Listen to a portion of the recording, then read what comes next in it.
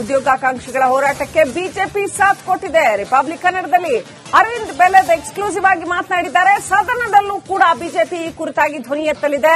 ರಾಜ್ಯ ಸರ್ಕಾರಕ್ಕೆ ಉದ್ಯೋಗಾಕಾಂಕ್ಷಿಗಳ ಗಡುವಿನ ವಿಚಾರವಾಗಿ ಬಿಜೆಪಿ ಧ್ವನಿ ಎತ್ತಲಿದೆ. ಬೇಡಿಕೆ ಈಡೇರದೇ ಇದ್ರೆ ಪಾದಯಾತ್ರೆ ಎಚ್ಚರಿಕೆಯನ್ನು ಕೂಡ ಹೇಗೂ ಕೊಟ್ಟಿದ್ದಾರೆ. ಬಿಜೆಪಿ ಇದಕ್ಕೆ ಬೆಂಬಲ ಕೊಟ್ಟಿದೆ.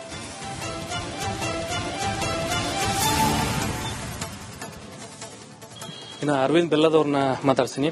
ಸರ್, ರಾಜ್ಯ ಸರ್ಕಾರ ಅಂದ್ರೆ ವಿದ್ಯಾರ್ಥಿ ಸಮೂಹ ಇಷ್ಟೆಲ್ಲ ಹೋರಾಟ ಮಾಡಿದ್ರು ಕೂಡ ಬರೋಬ್ಬರಿ 2,80,000ಕ್ಕೂ ಅಧಿಕ ಹುದ್ದೆಗಳನ್ನ ಭರ್ತಿ ಮಾಡ್ಕೊಳ್ಬೇಕಾಗಿತ್ತು. 3 ವರ್ಷ ಆದ್ರೂ ಕೂಡ ಭರ್ತಿ ಮಾಡ್ಕೊಳ್ತಾ ಇಲ್ಲ. ಏನ್ ಸರ್ ಇದ್ರ ಹಿಂದಿನ ಉದ್ದೇಶ? ರಾಜ್ಯ ಸರ್ಕಾರ ಏನ್ ಮಾಡ್ತಾ ಇದೆ? ನೋಡ್ರಿ, ರಾಜ್ಯ ಸರ್ಕಾರದಲ್ಲಿ ಅವರು ಆಡಳಿತ ಮಾಡೋದು ಕೂಡ ಅವ್ರದ್ದು ತಮ್ಮ ಕೆಲಸ ಅನ್ನೋದು ಸಿದ್ದರಾಮಯ್ಯನವರು ಅವರ ಮಂತ್ರಿಮಂಡಲದವರು ಮರ್ತು ಬಿಟ್ಟಿದ್ದಾರೆ. ಅವ್ರು ಕೇವಲ ರಾಜಕಾರಣ ಮಾಡೋದಕ್ಕೆ ತಮ್ಗ ಜನ ಅಧಿಕಾರ ಕೊಟ್ಟಿದ್ದಾರಂತೆ ಅವ್ರ ತಲೆಯಲ್ಲೇ ಇದ್ದಂಗೆ ಐತೆ. ಹಾಗಾಗಿ ಕೇವಲ ಮುಂಜಾನೆ 24 ಅವರ್ಸ್ ಅವ್ರು ಬರೀ ರಾಜಕಾರಣ ಮಾಡೋದು ಕೆಲಸ ಮಾಡ್ತಾರೆ. ಇವತ್ತು ಜನರ ನೋವು ಏನೈತಿ ಅದನ್ನ ಅವ್ರು ತಿಳ್ಕೊಳ್ಳೋದೇ ಇಲ್ಲ. ಈಗ ಒಳ ಮೀಸಲಾತಿದ್ದು ಅದ್ರ ಬಗ್ಗೆ ನಿರ್ಧಾರ ತೆಗೆದುಕೊಳ್ಳೋದಕ್ಕೆ ಇವರು ತಯಾರಿಲ್ಲ. ಒಂದಿಲ್ಲ ಒಂದು ಅದಕ್ಕೆ ಅದಕ್ಕೆ ಅಡ್ಡ ಬರುವಂಗ್ ಮಾಡ್ತಾರೆ. ಅಂದ್ರೆ ಈ ಹಿಂದುಳಿದ ಸಮುದಾಯಗಳ ನೋವುಗಳ ಬಗ್ಗೆ ಅವರಿಗೆ ಚಿಂತೆ ಇಲ್ಲ. ಅದೇ ರೀತಿಗೆ ವಿದ್ಯಾರ್ಥಿ ಸಮುದಾಯದ ದೊಡ್ಡ ಚಿಂತೆ, ಜಾಬ್ ರಿಕ್ರೂಟ್ಮೆಂಟ್ ಆಗ್ತಾ ಇಲ್ಲ, ಅದ್ರ ಬಗ್ಗೆ ಕೆಲಸ ಮಾಡ್ತಾ ಇಲ್ಲ. ಇವತ್ತು ಇಡೀ ರಾಜ್ಯದ ಎಕಾನಮಿ ಜಿಎಸ್ಟಿಪಿಯಲ್ಲಿ ನಾವು ಸ್ಲಿಪ್ ಆಗಿ 4th ಪೊಸಿಷನ್ಗೆ ಬಂದೇವೆ 2ನೇ ಸ್ಥಾನದಿಂದ. ಅಂದ್ರೆ ಏನು, ಜಿಎಸ್ಟಿಪಿಯಿಂದ ಸ್ಲಿಪ್ ಆಗೋದಂದ್ರೆ ಏನು? ಖಾಸಗಿ ಕ್ಷೇತ್ರದಲ್ಲಿ ಏನು ಉದ್ಯೋಗ ಸೃಷ್ಟಿ ಆಗ್ತಿದ್ದು ಆ ಸೃಷ್ಟಿಗೂ ಕೂಡ ಈಗ ಕಡಿಮೆ ಆಗೈತೆ ಅಂತ ಹೇಳಿದ್ರ ಅರ್ಥ. ಈ ಸರ್ಕಾರ ಆಯ್ತಲ್ಲ, ಭ್ರಷ್ಟಾಚಾರ ಮಾಡೋದು, ತಮ್ಮ ಅಧಿಕಾರ ಉಳಿಸ್ಕೊಳ್ಳೋದು, ಕಚ್ಚಾಡೋದು, ಅದರಲ್ಲೇ ಬಿಸಿ ಐತಿ ಹೊರತು ವಿದ್ಯಾರ್ಥಿಗಳ ಸಮಸ್ಯೆಗಳಾಗಲಿ, ವಿದ್ಯಾರ್ಥಿನಿಯರ ಸಮಸ್ಯೆಗಳಾಗಲಿ, ರೈತರ ಸಮಸ್ಯೆ, ಇದು ಯಾವ್ದ್ರ ಬಗ್ಗೆನೂ ಅವರಿಗೆ ಕಾಳಜಿ ಇಲ್ಲ. ಯಾಕೆ ಸರ್ ಈ ಹುದ್ದೆಗಳನ್ನ ಭರ್ತಿ ಯಾಕೆ ಮಾಡ್ಕೊಳ್ತಾ ಇಲ್ಲ? ಅದಕ್ಕೆ ಪ್ರಮುಖ ಕಾರಣ ಏನಂತೀರಿ ಸರ್? ಒಂದು ಬದ್ಧತೆ ಇಲ್ಲ ಇವರಿಗೆ. ತಾವೇನ್ ಕಮಿಟ್ಮೆಂಟ್ ಕೊಟ್ಟಿದ್ರು, 1 ವರ್ಷದಾಗ 1 ಲಕ್ಷ ಹುದ್ದೆಗಳನ್ನ ಮಾಡ್ತೇವೆ ಅಂತ ಹೇಳಿದ್ರೆ ಆ ಬದ್ಧತೆ ಇವರಲ್ಲಿ ಇಲ್ಲ. 2ನೇದು ಇವ್ರದ್ದು ಬೊಕ್ಕಸ ಪೂರ್ತಿ ಖಾಲಿಯಾಗಿ ಹೋಗೈತಿ. ಅದರ ಸಂಬಂಧ ಮತ್ತೆ ಹೊಸದಾಗಿ ರಿಕ್ರೂಟ್ಮೆಂಟ್ ಮಾಡಿದ್ರೆ ಪಗಾರ ಎಲ್ಲಿಂದ ಕೊಡೋದು ಅಂತ ಹೇಳಿ ಇವರಿಗೆ ಚಿಂತೆ ಇರಬಹುದು. ಅದರ ಸಂಬಂಧ ಮಾಡ್ತಿರಕಿಲ್ಲ.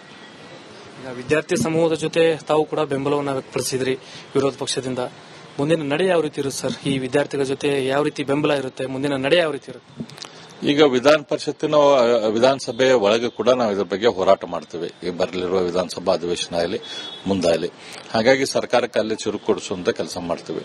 ಅದ್ರ ಜೊತೆ ಈಗ ವಿದ್ಯಾರ್ಥಿ ಸಮೂಹದವರು ಈಗ ಇನ್ನೊಂದು 1 ವಾರದ ಗಡುವು ಸರ್ಕಾರಕ್ಕೆ ಕೊಟ್ಟಿದ್ದಾರೆ. ಇಲ್ಲಿಂದ ಧಾರವಾಡದಿಂದ ಬೆಂಗಳೂರು ತನಕ ಪಾದಯಾತ್ರೆ ಹೋಗ್ತೇವೆ ಅಂತ ಹೇಳಿದಾರೆ. ಹಾಗಾಗಿ ಸರ್ಕಾರಕ್ಕೆ ಅದು ಬಿಸಿ ಮುಡ್ತೈತಿ, ಎಚ್ಚೆತ್ಕೊಳ್ತಾರಂತ ಭರವಸೆ ಐತಿ. ಇಲ್ಲಂತಂದ್ರೆ ನಾವು ವಿಧಾನ ಪರಿಷತ್ ಸಭೆಯ ಒಳಗೆ ಮತ್ತು ವಿಧಾನಸಭೆ ಹೊರಗೆ 2 ಕಡೆ ಹೋರಾಟ ಮಾಡ್ತೀವಿ. ಸರ್ಕಾರ ಇದಕ್ಕೆ ಬದ್ಧ ಆಗದೆ ಹೋದ್ರೆ, ಸ್ಪಂದನೆಯನ್ನ ಮಾಡದೆ ಹೋದ್ರೆ ಧಾರವಾಡದಿಂದ ಬೆಂಗಳೂರುವರೆಗೂ ಬೆಂಗಳೂರು ಚಲೋ ಮಾಡುವ ಮೂಲಕ ಮತ್ತೆ ಸರ್ಕಾರವನ್ನ ಎಚ್ಚರಿಸುವಂತ, ಸರ್ಕಾರವನ್ನ ಬಡಿದೆಬ್ಬಿಸುವಂತ ಕೆಲಸವನ್ನ ಮಾಡಬೇಕಾಗುತ್ತೆ ಅಂತಕ್ಕಂಥ ಎಚ್ಚರಿಕೆಯನ್ನ ಮಾಡ್ತಾ ಇದ್ದಾರೆ. Camera person Vinayak Pujar. ಉದ್ಯೋಗಾಕಾಂಕ್ಷಿಗಳ ಹೋರಾಟಕ್ಕೆ ಬಿಜೆಪಿ ಸಾಥ್ ಕೊಟ್ಟಿದೆ. ರಿಪಬ್ಲಿಕ್ ಕನ್ನಡದಲ್ಲಿ ಅರವಿಂದ್ ಬೆಲ್ಲದ್ ಎಕ್ಸ್ಕ್ಲೂಸಿವ್ ಆಗಿ ಮಾತನಾಡಿದ್ದಾರೆ. ಸದನದಲ್ಲೂ ಕೂಡ ಬಿಜೆಪಿ ಈ ಕುರಿತಾಗಿ ಧ್ವನಿ ಎತ್ತಲಿದೆ. ರಾಜ್ಯ ಸರ್ಕಾರಕ್ಕೆ ಉದ್ಯೋಗಾಕಾಂಕ್ಷಿಗಳ ಗಡುವಿನ ವಿಚಾರವಾಗಿ ಬಿಜೆಪಿ ಧ್ವನಿ ಎತ್ತಲಿದೆ. ಬೇಡಿಕೆ ಈಡೇರದೇ ಇದ್ರೆ ಪಾದಯಾತ್ರೆ ಎಚ್ಚರಿಕೆಯನ್ನು ಕೂಡ ಹೇಗೂ ಕೊಟ್ಟಿದ್ದಾರೆ. ಬಿಜೆಪಿ ಇದಕ್ಕೆ ಬೆಂಬಲ ಕೊಟ್ಟಿದೆ.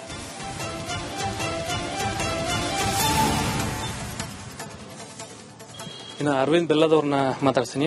ಸರ್, ರಾಜ್ಯ ಸರ್ಕಾರ ಅಂದ್ರೆ ವಿದ್ಯಾರ್ಥಿ ಸಮೂಹ ಇಷ್ಟೆಲ್ಲ ಹೋರಾಟ ಮಾಡಿದ್ರು ಕೂಡ ಬರೋಬ್ಬರಿ 2,80,000ಕ್ಕೂ ಅಧಿಕ ಹುದ್ದೆಗಳನ್ನ ಭರ್ತಿ ಮಾಡ್ಕೊಳ್ಬೇಕಾಗಿತ್ತು. 3 ವರ್ಷ ಆದ್ರೂ ಕೂಡ ಭರ್ತಿ ಮಾಡ್ಕೊಳ್ತಾ ಇಲ್ಲ.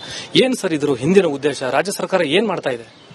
ನೋಡ್ರಿ, ರಾಜ್ಯ ಸರ್ಕಾರದಲ್ಲಿ ಅವರು ಆಡಳಿತ ಮಾಡೋದು ಕೂಡ ಅವ್ರದ್ದು ತಮ್ಮ ಕೆಲಸ ಅನ್ನೋದು ಸಿದ್ದರಾಮಯ್ಯನವರು ಅವರ ಮಂತ್ರಿಮಂಡಲದವರು ಮರ್ತು ಬಿಟ್ಟಿದ್ದಾರೆ. ಅವ್ರು ಕೇವಲ ರಾಜಕಾರಣ ಮಾಡೋದಕ್ಕೆ ತಮ್ಗ ಜನ ಅಧಿಕಾರ ಕೊಟ್ಟಿದ್ದಾರಂತೆ ಅವ್ರ ತಲೆಯಲ್ಲೇ ಇದ್ದಂಗೆ ಐತೆ. ಹಾಗಾಗಿ ಕೇವಲ ಮುಂಜಾನೆ 24 ಅವರ್ಸ್ ಅವ್ರು ಬರೀ ರಾಜಕಾರಣ ಮಾಡೋದು ಕೆಲಸ ಮಾಡ್ತಾರೆ. ಇವತ್ತು ಜನರ ನೋವು ಏನೈತಿ ಅದನ್ನ ಅವ್ರು ತಿಳ್ಕೊಳ್ಳೋದೇ ಇಲ್ಲ. ಈಗ ಒಳ ಮೀಸಲಾತಿದ್ದು ಅದ್ರ ಬಗ್ಗೆ ನಿರ್ಧಾರ ತೆಗೆದುಕೊಳ್ಳೋದಕ್ಕೆ ಇವರು ತಯಾರಿಲ್ಲ. ಒಂದಿಲ್ಲ ಒಂದು ಅದಕ್ಕೆ ಅದಕ್ಕೆ ಅಡ್ಡ ಬರುವಂಗ್ ಮಾಡ್ತಾರೆ. ಅಂದ್ರೆ ಈ ಹಿಂದುಳಿದ ಸಮುದಾಯಗಳ ನೋವುಗಳ ಬಗ್ಗೆ ಅವರಿಗೆ ಚಿಂತೆ ಇಲ್ಲ. ಅದೇ ರೀತಿಗೆ ವಿದ್ಯಾರ್ಥಿ ಸಮುದಾಯದ ದೊಡ್ಡ ಚಿಂತೆ, ಜಾಬ್ ರಿಕ್ರೂಟ್ಮೆಂಟ್ ಆಗ್ತಾ ಇಲ್ಲ, ಅದ್ರ ಬಗ್ಗೆ ಕೆಲಸ ಮಾಡ್ತಾ ಇಲ್ಲ. ಇವತ್ತು ಇಡೀ ರಾಜ್ಯದ ಎಕಾನಮಿ ಜಿಎಸ್ಟಿಪಿಯಲ್ಲಿ ನಾವು ಸ್ಲಿಪ್ ಆಗಿ 4th ಪೊಸಿಷನ್ಗೆ ಬಂದೇವೆ 2ನೇ ಸ್ಥಾನದಿಂದ. ಅಂದ್ರೆ ಏನು, ಜಿಎಸ್ಟಿಪಿಯಿಂದ ಸ್ಲಿಪ್ ಆಗೋದಂದ್ರೆ ಏನು? ಖಾಸಗಿ ಕ್ಷೇತ್ರದಲ್ಲಿ ಏನು ಉದ್ಯೋಗ ಸೃಷ್ಟಿ ಆಗ್ತಿದ್ದು ಆ ಸೃಷ್ಟಿಗೂ ಕೂಡ ಈಗ ಕಡಿಮೆ ಆಗೈತೆ ಅಂತ ಹೇಳಿದ್ರ ಅರ್ಥ.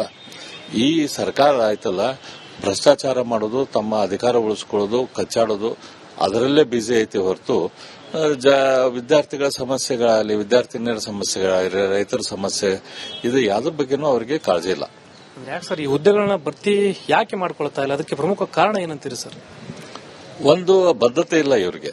ತಾವೇನ್ ಕಮಿಟ್ಮೆಂಟ್ ಕೊಟ್ಟಿದ್ರು, 1 ವರ್ಷದಾಗ 1 ಲಕ್ಷ ಹುದ್ದೆಗಳನ್ನ ಮಾಡ್ತೇವೆ ಅಂತ ಹೇಳಿದ್ರೆ ಆ ಬದ್ಧತೆ ಇವರಲ್ಲಿ ಇಲ್ಲ. ಎರಡನೇದು ಇವ್ರದ್ದು ಬೊಕ್ಕಸ ಪೂರ್ತಿ ಖಾಲಿಯಾಗಿ ಹೋಗೈತಿ. ಅದರ ಸಂಬಂಧ ಮತ್ತೆ ಹೊಸದಾಗಿ ರಿಕ್ರೂಟ್ಮೆಂಟ್ ಮಾಡಿದ್ರೆ ಪಗಾರ ಎಲ್ಲಿಂದ ಕೊಡೋದು ಅಂತ ಹೇಳಿ ಇವ್ರಿಗೆ ಚಿಂತೆ ಇರ್ಬೋದು. ಅದರ ಸಂಬಂಧ ಮಾಡ್ತಿರಕಿಲ್ಲ. ವಿದ್ಯಾರ್ಥಿ ಸಮೂಹದ ಜೊತೆ ತಾವು ಕೂಡ ಬೆಂಬಲವನ್ನು ವ್ಯಕ್ತಪಡಿಸಿದ್ರಿ ವಿರೋಧ ಪಕ್ಷದಿಂದ. ಮುಂದಿನ ನಡೆ ಯಾವ ರೀತಿ ಇರುತ್ತೆ ಸರ್? ಈ ವಿದ್ಯಾರ್ಥಿಗಳ ಜೊತೆ ಯಾವ ರೀತಿ ಬೆಂಬಲ ಇರುತ್ತೆ? ಮುಂದಿನ ನಡೆ ಯಾವ ರೀತಿ ಇರುತ್ತೆ? ಈಗ ವಿಧಾನ ಪರಿಷತ್ತಿನ ವಿಧಾನಸಭೆಯ ಒಳಗೆ ಕೂಡ ನಾವು ಇದ್ರ ಬಗ್ಗೆ ಹೋರಾಟ ಮಾಡ್ತೀವಿ. ಈಗ ಬರಲಿರುವ ವಿಧಾನಸಭಾ ಅಧಿವೇಶನ ಆಗಲಿ ಮುಂದಾಗಲಿ. ಹಾಗಾಗಿ ಸರ್ಕಾರಕ್ಕೆ ಅಲ್ಲಿ ಚುರುಕು ಕೊಡಿಸುವಂತ ಕೆಲಸ ಮಾಡ್ತೀವಿ. ಅದ್ರ ಜೊತೆ ಈಗ ವಿದ್ಯಾರ್ಥಿ ಸಮೂಹದವರ ಈಗ ಇನ್ನೊಂದು 1 ವಾರದ ಗಡುವು ಸರ್ಕಾರಕ್ಕೆ ಕೊಟ್ಟಿದ್ದಾರೆ. ಇಲ್ಲಿಂದ ಧಾರವಾಡದಿಂದ ಬೆಂಗಳೂರು ತನಕ ಪಾದಯಾತ್ರೆ ಹೋಗ್ತೇವೆ ಅಂತ ಹೇಳಿದಾರೆ. ಹಾಗಾಗಿ ಸರ್ಕಾರಕ್ಕೆ ಅದು ಬಿಸಿ ಮುಡ್ತೈತಿ, ಎಚ್ಚೆತ್ಕೊಳ್ತಾರಂತ ಭರವಸೆ ಐತಿ. ಇಲ್ಲ ಅಂತಂದ್ರೆ ನಾವು ವಿಧಾನ ಸಭೆಯ ಒಳಗ ಮತ್ತು ವಿಧಾನಸಭೆ ಹೊರಗೆ 2 ಕಡೆ ಹೋರಾಟ ಮಾಡ್ತೀವಿ. ಸರ್ಕಾರ ಇದಕ್ಕೆ ಬದ್ಧ ಆಗದೆ ಹೋದ್ರೆ, ಸ್ಪಂದನೆಯನ್ನ ಮಾಡದೆ ಹೋದ್ರೆ ಧಾರವಾಡದಿಂದ ಬೆಂಗಳೂರುವರೆಗೂ ಬೆಂಗಳೂರು ಚಲೋ ಮಾಡುವ ಮೂಲಕ ಮತ್ತೆ ಸರ್ಕಾರವನ್ನ ಎಚ್ಚರಿಸುವಂತ, ಸರ್ಕಾರವನ್ನ ಬಡಿದೆಬ್ಬಿಸುವಂತ ಕೆಲಸವನ್ನ ಮಾಡಬೇಕಾಗುತ್ತೆ ಅಂತಕ್ಕಂಥ ಎಚ್ಚರಿಕೆಯನ್ನ ಮಾಡ್ತಾ ಇದ್ದಾರೆ. Camera person Vinayak Pujari. ಉದ್ಯೋಗಾಕಾಂಕ್ಷಿಗಳ ಹೋರಾಟಕ್ಕೆ ಬಿಜೆಪಿ ಸಾಥ್ ಕೊಟ್ಟಿದೆ. ರಿಪಬ್ಲಿಕ್ ಕನ್ನಡದಲ್ಲಿ ಅರವಿಂದ್ ಬೆಲ್ಲದ್ ಎಕ್ಸ್ಕ್ಲೂಸಿವ್ ಆಗಿ ಮಾತನಾಡಿದ್ದಾರೆ. ಸದನದಲ್ಲೂ ಕೂಡ ಬಿಜೆಪಿ ಕುರಿತಾಗಿ ಧ್ವನಿ ಎತ್ತಲಿದೆ. ರಾಜ್ಯ ಸರ್ಕಾರಕ್ಕೆ ಉದ್ಯೋಗಾಕಾಂಕ್ಷಿಗಳ ಗಡುವಿನ ವಿಚಾರವಾಗಿ ಬಿಜೆಪಿ ಧ್ವನಿ ಎತ್ತಲಿದೆ. ಬೇಡಿಕೆ ಈಡೇರದೇ ಇದ್ರೆ ಪಾದಯಾತ್ರೆ ಎಚ್ಚರಿಕೆಯನ್ನು ಕೂಡ ಹೇಗೂ ಕೊಟ್ಟಿದ್ದಾರೆ. ಬಿಜೆಪಿ ಇದಕ್ಕೆ ಬೆಂಬಲ ಕೊಟ್ಟಿದೆ.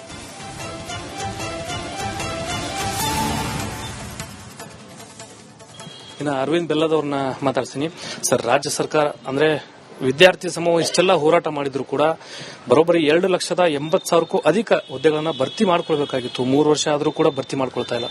ಏನ್ ಸರ್ ಇದ್ರ ಹಿಂದಿನ ಉದ್ದೇಶ? ರಾಜ್ಯ ಸರ್ಕಾರ ಏನ್ ಮಾಡ್ತಾ ಇದೆ?